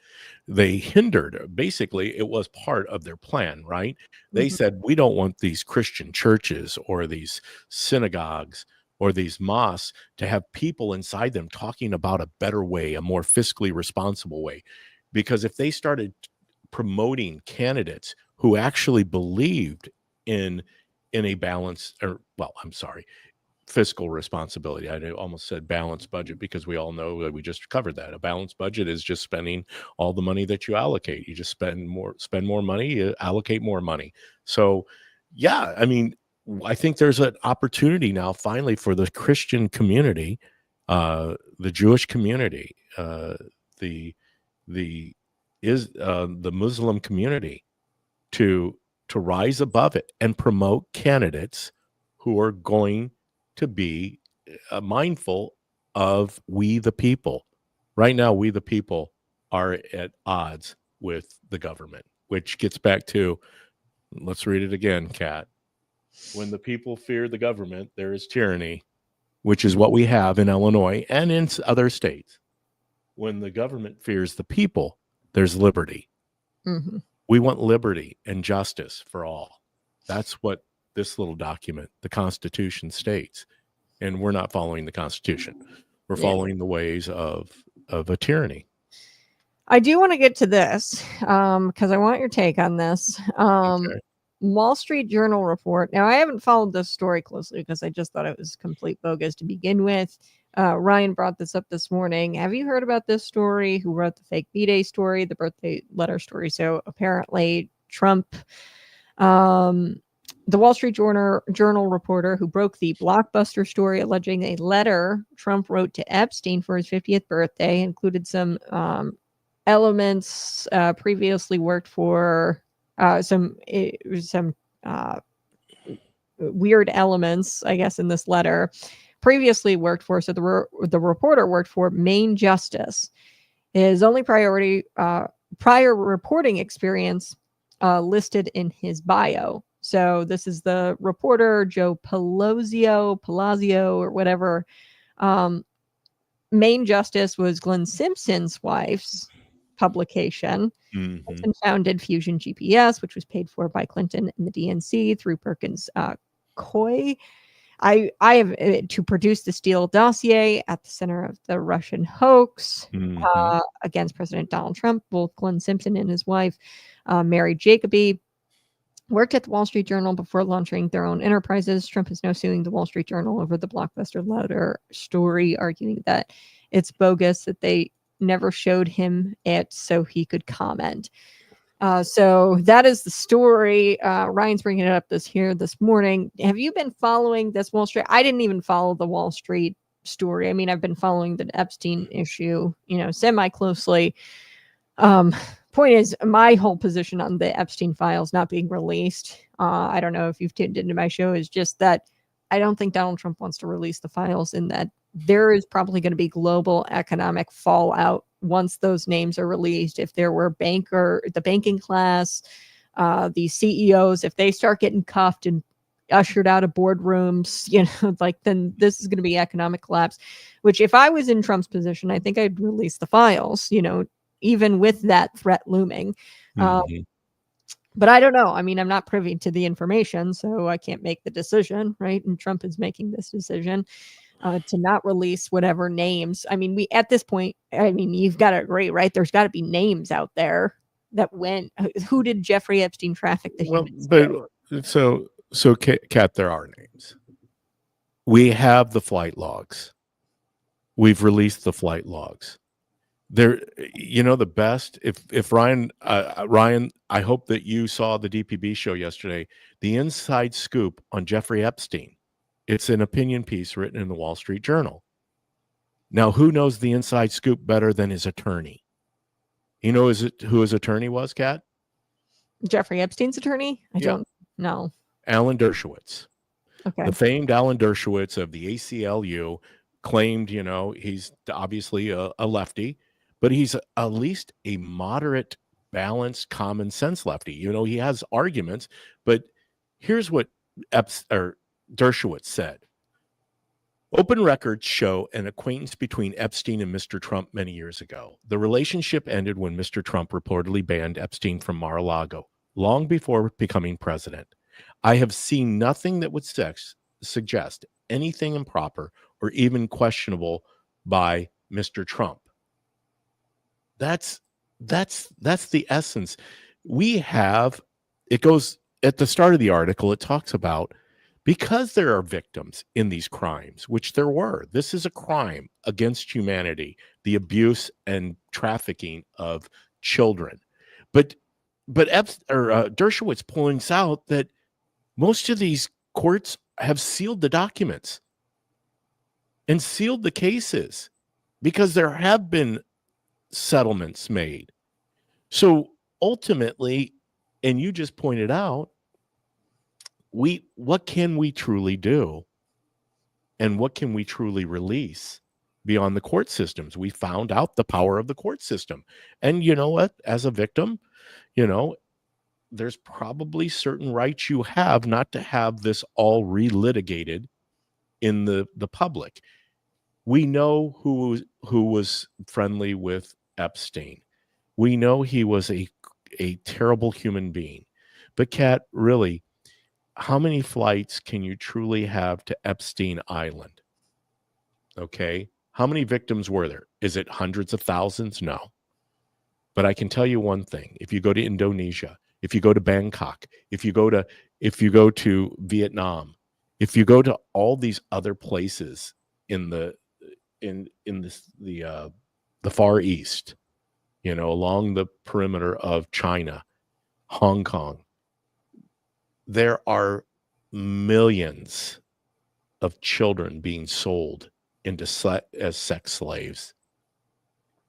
We have to change. We all can agree that we want to eliminate sex trafficking of people. Unfortunately, Jeffrey Epstein is just the scratch of the scratch of the scratch. The people involved in Epstein Island, here in that article, he states, right now, this is his attorney. And now, they tried to defame and deface Dershowitz because he was willing to speak out against this. They tried to, basically tie him to, some type of sex trafficking and stuff like that. Why? Because he was getting too close to this thing. But he said there's no elected officials currently holding office that are part of the list, quote unquote. Epstein, in fact, Dershowitz said, Epstein never created a client list. The FBI interviewed alleged victims who named several clients. These names have been redacted. They should be disclosed, but the courts have ordered them sealed. I know who they are. They don't include any current office holders. We don't know whether the accusations are true. The courts have also sealed negative information about some of the accusers to protect them. Neither the Justice Department nor private defense lawyers are free to disregard court sealing orders. The media can. This is where we come in, Kat, because we are the media now. The media can and should petition, like Diane Benjamin does, to get FOIAs, the courts to release of all names and information so the public can draw its own conclusion. That's where we should be at right now. Bottom line is, was Prince Andrew on Epstein Island? I'm pretty certain he was. Do we want Prince Andrew held accountable? Yes, we do. But until we balance out what is happening in the judicial branch of our country, where they run interference to most things that happen at the federal level, I mean, come on, you don't see that in the first 6 months of Trump's presidency, 47? Mhm. That's all they've done, is try to run interference to everything Trump is trying to accomplish. If they're willing to protect known criminals, gangbangers, well, they're all illegal aliens or illegal immigrants are all criminals. These are crimes above the crime Of committed. course, I'm not going to release those names. And I think that, there's only so much that, like you said, like this guy said in the Wall Street Journal, there's only so much the DOJ can do if the courts have sealed those documents, and there's only so much Trump can do because we have this system in place. But there's only so much, the media. I'm telling you, I think that people have FOIA'd this stuff, and that just comes back all redacted in the interest of public, in the public, or that this is not in the best interest of the public. They'll give you reasons as to why they redact your FOIAs. Why are the Democrats pouncing on this issue? Why is Dan Abrams, why are they rabid, meaning you talk about a rabid dog. These people are rabid about getting the files out. Yeah. Well, why is that? Because they've created everything. It's all manufactured, no different than January 6th. And I know a little bit about January 6th because I was there. Mhm. We don't want the truth. We don't. I know that JP Morgan, there was this guy, this top exec, and there was emails exchanged between he and Jeffrey Epstein, and they were talking about, and it's so sick when you see these emails and you know that something is going on deeper than what we've been told. When you read these emails, it was the U.S. Virgin Islands. It was this lawsuit. There's been settlements, obviously, like you said, and they settled out with the U.S. Virgin Islands government, JP Morgan Chase.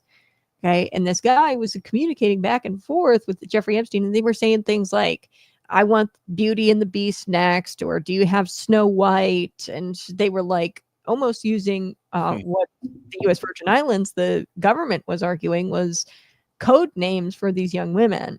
Yeah. And like, what bothers me is that guy hasn't seen any kind of criminal charges. I mean, this was a settlement and it was worked out and they wound up paying millions of dollars. I want to see that guy behind bars, and we need to figure out to the extent of what happened, and that what these emails actually mean and who, like, I don't need the names of victims, but we need to know who was abusing Snow White, who was abusing. Wait a minute, Kat. The Democrat Party said The Sound of Freedom, the blockbuster movie that kind of covered all of this, that was purely a conspiracy. Yeah. There's not really sex trafficking in the United States. Want these files to come out, probably because, I mean, there are going to be names on there where, they were flight logs, or that, Jeffrey Epstein, he had a lot of acquaintances and a lot of people. And I don't think, like you said, that he had maybe it wasn't like a client list, but more so, like this is a list of people who are his acquaintances and associates. And they're circulating a picture right now. The left is circulating a picture of Donald Trump sitting in his very, how Donald Trump is. He poses for the camera, but he's sitting there and it's a total deep fake. And they've surrounded him with all these young teenage girls. Yeah. I think all of them were blonde. Yeah. And they probably ranged in age from 13 to 17. Bottom line is, why did they change their tune? You had this Sound of Freedom, this call, this rally, and who has broken down the barriers and freed more children and women from sex trafficking than Donald J. Trump, because that was something that his daughter Ivanka Trump is passionate about. But are we going to stop the king or the prince of some Middle Eastern country, or country over there that believes that it's okay to take 9-year-olds, virgins, as wives. Mm-hmm. Because in essence, what is that? That's the mindset we're working with. I mean, there's enough of the population of the world that believes it's okay to partake in Child brides. yes, and sex with children. We have a society here in the United States that believes it's okay to sexualize children, to abuse and mutilate children, to have story hour with people who live in a land of make-believe. Yeah, and You they're know? drag queen story hour, and they're sexualizing children. It's going to be an uphill battle. I think that Trump is handling it. That we aren't privy to the information that he's got and that Pam Bondi has. I would like to see. Obviously there were people who were involved, and we want them, like those emails. I want those people to have to answer for crimes potentially. Now, Ryan brings up a great point. If those sexual acts were caught on video, then you have a case. If you don't have them caught, then you can't even bring the case to court. So maybe that's the case where you don't have, enough to go to court to bring all these people down. So there is no point in releasing their names if you can't bring them down because you don't have the evidence to bring these people down. If it's just quite literally names on a sheet of paper that Jeffrey Epstein jotted down, which might have been manufactured because of all these people that have been there. What is child porn, Kat? Child porn? Yeah, what is it? Is it videos of kids having sex with people? Yeah, I would say that. And See, Kat, I don't know. I know a lot of people have been convicted of being in possession of child porn. Well, to me, I understand what porn is. And I get it. So my assumption is that's what it is. I've never partaken in, thank God. I haven't had that whatever has created that in a person's head to have the desire to even seek out what child porn is. But that's my assumption. So Ryan, they do have evidence. It's it's an industry that creates billions and billions of dollars a year on the internet. Yeah. And like these people might have just been like, if not like physical girls on the island, like just looking at child porn, you know what I mean? And if that's the case, where'd you get it? Epstein gave you these videos, or you watched these videos, at Epstein's Island, or you were given these videos from Jeffrey Epstein. Where'd you get it? And then you have to kind of trace your steps back and figure out, okay, where is this child? Kind of like the Send to Freedom. They kind of walk this back where, you start with a child porn image, and then you kind of find out who's producing the child porn, because that's the people you want to get after, is the people who have these children actually in these foreign countries who are producing the child porn. Not even just foreign countries. I mean, people do it here in the United States.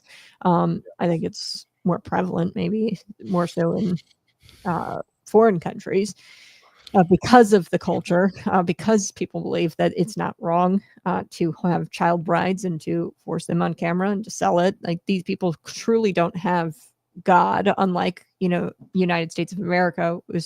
We were founded on God. And that's a culture that we've, like, one thing, even in our prison system, right? Yeah. If you're a child predator, or if you're a pedo, you're not living, right? Yeah. And this is something that we just accept culturally in the United States. Well, outside of doing drops where we go in and rescue people, Kat, which we know people, I know people who know people that have gone in. We've had a former baseball player, right, from the Chicago White Sox that went in and did these things in like Singapore and Bangkok and place like that. But you and I are doing it. We're talking about it. We're having a conversation about it. We're exposing these people for what they are. We know that these things exist. And as you just said, it's a faith issue.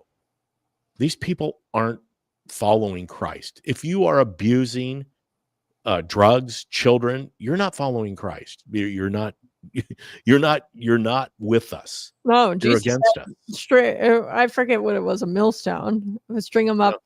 Put a millstone around their neck and throw them into the sea. Like that's what Jesus says about child predators. Well, then that's for the hereafter, right? This is when you go to meet your maker and you stand before the throne and are judged. If you have done that, woe to you. Yeah. Yeah, because I'm pretty certain what happens outside of repenting and reconciliation, you're going to get a one-way ticket to the highway to hell. Mm-hmm. All right. Well, we're getting close to the end of the show. I appreciate you, David, coming on. Smash that like button, share this out with your friends. Be sure to go follow my friend, The DPP Show, on X, on Facebook. Subscribe to his channel on YouTube, David Paul Blue in China. I hope you have a great rest of your weekend. Any plans? Actually, I'm taking out a studio real quick here, and I will be heading over to see baby Harper. I got to go see my granddaughter all day and hopefully provide some conversation for my daughter who, it's tough. Kat, with that, we'll end the show like that. It's tough being a stay-at-home mom, spending time with a child day in, day out. Whether you have one, whether you have two, whether you have three, they're constantly in need. That's because that's what life is about. Yeah. The And little instead people of need outsourcing us. it to the government, via, let's get them in as early as Governor J.B. Pritzker wants, preschool and pre-K, and let's get them into, the kids need their moms, kids need somebody, especially in those formative years. It's just so sad that we've, convinced people that they have to have these two incomes, which, in a world of taxation and a world of Governor J.B. Pritzker tyranny Or Joe Biden's economy. Yeah. Biden's economy, sometimes it is. It's tough. But we have to, change the culture as Christians. Like, hey, let's prioritize. The granite countertops, let's sacrifice them. The two cars, let's get rid of them. If it means staying home with the kids. So, big hat off to Cassidy and all the mamas out there who are. And my Hannah Keat, she just was trying to call. I'm going to get back and call the Right Perspective Hannah Kikolas. She's up in the Chicagoland area attending a conference for her job because, Kat, most of us on our side of the aisle that even do podcasting, we have JOBs. Jobs. Yeah. It's where you go to work and you get paid. It's not where you go to your job and you get paid whether you do anything or not. That's what we call bureaucracy. You've got a kitty. That's a government job. Government job is where you get paid and you don't have to show up. Just ask, some of our current elected officials who do nothing during the day and they still get paid. Yep. DPB, have a great rest of your day. I appreciate it, folks. Awesome. You're awesome. Smash that like button. Subscribe to the channel. I'll catch you bright and early Monday morning, 6 a.m. to 8 a.m. You have a blessed day.